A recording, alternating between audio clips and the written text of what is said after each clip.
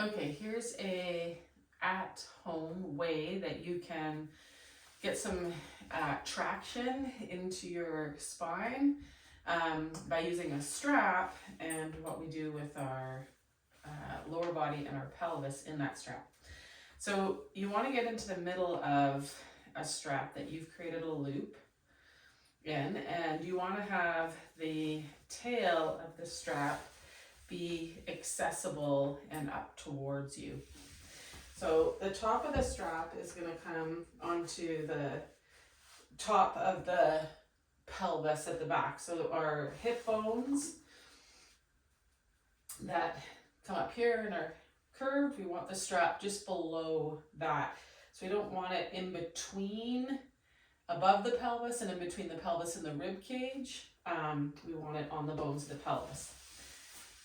Okay, so then you're going to adjust your buckle so that again the strap is up towards you, and we're going to place our feet in the strap, but we want the strap on the inside of the legs. So there's probably a more graceful, easier way to do that than I just demonstrated, but that's okay. So then we're going to take our strap tie and start to tension it up so that we feel some resistance, pressure in our ankles and at the back of the pelvis where the strap is. So you want enough pressure that when I kind of reach my outside edge of my heels down into the strap or press my outer edge of my ankles down into the strap, I can also then pitch or push the top of my hip bones, my pelvic bones back into the strap. And it kind of lets me feel really anchored through my lower body, and like I get a little just easier length through my torso and upper body.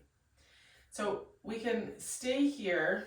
I like to get a little bit more tension so that my feet are off of the ground. So I've got a bit more of an ability to really use the resistance of the strap and this kind of push-a-war of my ankles and feet going into the strap and the back of my pelvis going into the strap. And I'm just going to take a couple of breaths here.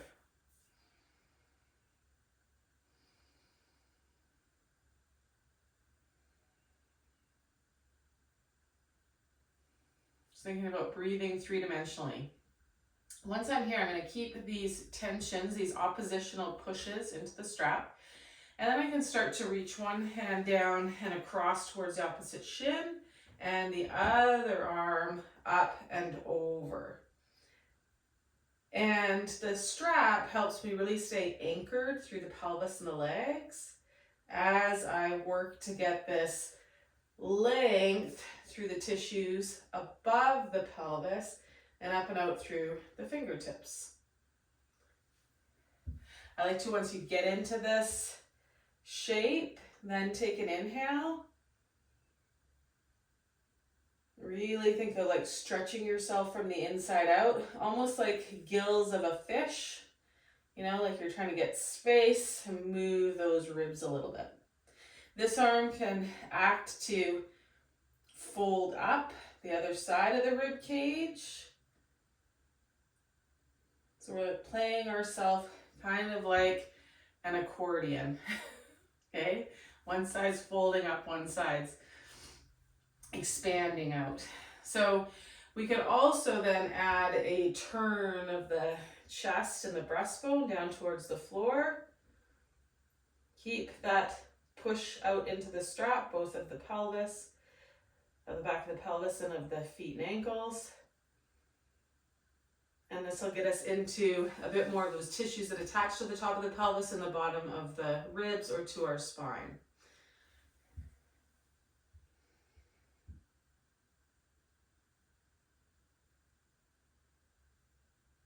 Okay, now I'm going to keep the movement of the arms kind of the same, but we can play with sort of the vectors. So I can start to swing my feet up and really try to I'm trying to straighten them. My pelvis is staying pitched back into the strap. So I've got some co-contractions in the lower body, the legs, some like isometric contractions.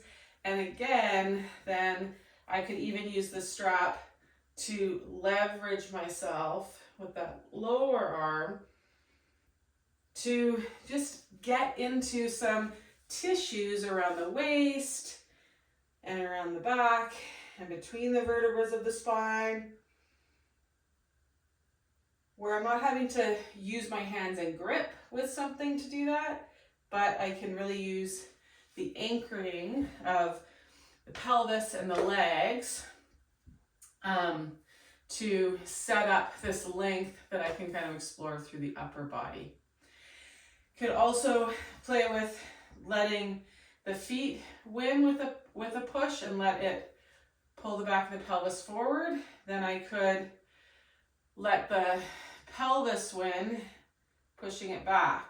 So moving into some pelvic tucks and tilts, using the feedback of the strap and the opposition of the legs simultaneously. Okay, that's what I've got for you today. Give it a try, then take the strap off and just kind of notice how you feel. But it can be a great way, especially if you're feeling smushed or compressed back through this area and the low back. Give it a try.